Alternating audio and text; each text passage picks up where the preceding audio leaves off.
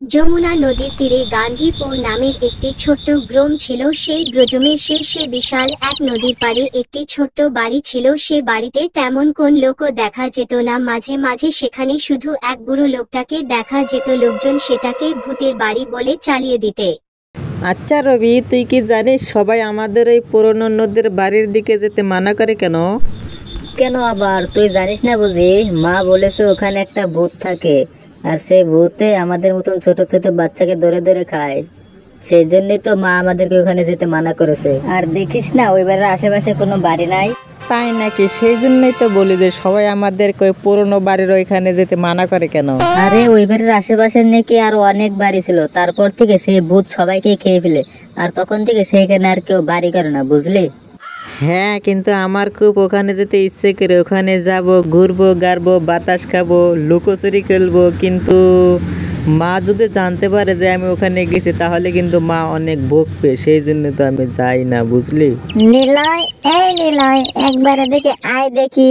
ছেলেটা যে এত বজ্জাত হয়ে গেছে, খালি এদিক ওদিক যাওয়া, খেলাধুলা। দ্বারা আজকে দেখাচ্ছি মজা, তোর বাবা আসুক।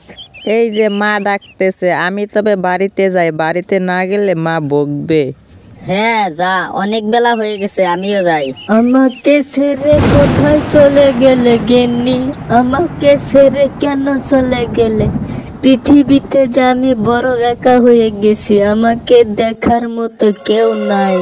কোথাও যেতে পারি না, কেউ আমার কাছে আসে না। কিভাবে যে বেঁচে আছি আমি নিজেই বলতে পারি না গিন্নি। কিভাবে বেঁচে থেকে কোনো লাভ নাই। সেই বুড়োর বুক ফাটা কষ্ট বুঝার মতো গ্রামে কেউই ছিল না। কিরে বালবুল, সারাদিন কোথায় কোথায় ঘুরিস বলতো? খাওয়া নেই, দাওয়া নেই, পড়াশোনা নেই, খালি এবারে ওবারে ঘোরা। এবারে আসুক তোর বাবা। শহরে নিয়ে গিয়ে চায়ের দেয়ালে বন্দি করে রাখবে, তখন বুঝবি মজা। না না মা, আমি আজকে থেকে আর বেশি ঘুরবো না, সময় মতো পড়াশোনা করব। বাবাকে বলো না মা, বাবাকে বললে কিন্তু বাবা খুব বকবে। মনে জেনে থেকে কি বললাম, না হলে যা বলেছি তাই কিন্তু করব। ধর, কেন যে নীলের সাথে খেলতে যাই, ওর সাথে আর খেলতেই যাব না। ওর সাথে খেলতে গেলে কিভাবে তো সময় কেটে যায় বুঝতেই পারি না। রবি, চল গিয়ে খেলতে যাই। আজ খেলবি না? চল। না না, আমি আজ খেলবো না, তুই গিয়ে খেল। আমার অনেক কাজ আছে, আমি খেলবো না। যা, তুই একাই খেলকা। ঠিক আছে, তাহলে তুই কাজটা সেরে আয়, দুজন একসাথে খেলবো আজকেও। না, কাজ করার পর আমার পড়া আছে। তুই যা, আমি খেলবো না। নিলয়, যাও তুমি বাড়িতে গিয়ে পড়তে বসো, না হলে যা ইচ্ছে তাই করো। প্রতিদিন এভাবে ওকে ডাকতে আসবে না। রবি আর ওর মা এভাবে কথা বললাম আমার সাথে, আমি আর ওকে ডাকতেই যাব না, একা একাই খেলবো আমি। আজ কদিন হয়ে গেল রবি আর খেলতে আসে না। এভাবে একা একা খেলে কি আর ভালো লাগে? এক কাজ করলে কি হয়, আমি একবার গিয়ে দেখি ওই নদীর পাড়ের বাড়িটাতে কি আছে।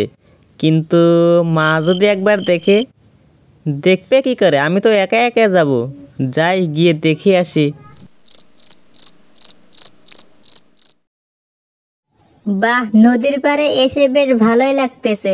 এতক্ষণ রোদের মাঝে হাঁটতেছিলাম, ভালো লাগতেছিল না, এখন আবার বেশ ভালো লাগতেছে। নদীর পাড়ে কি ফুটফুটে বাতাস। আর দূর থেকে যেমনটা ভয় পেয়েছিলাম, এখন কাছে এসে তো তেমনটা ভয় পাইতেছি না। বাহ, মজা লাগতেছে। হঠাৎ কান্নার শব্দ পেয়ে ভয় পেয়ে যায় নিলয়।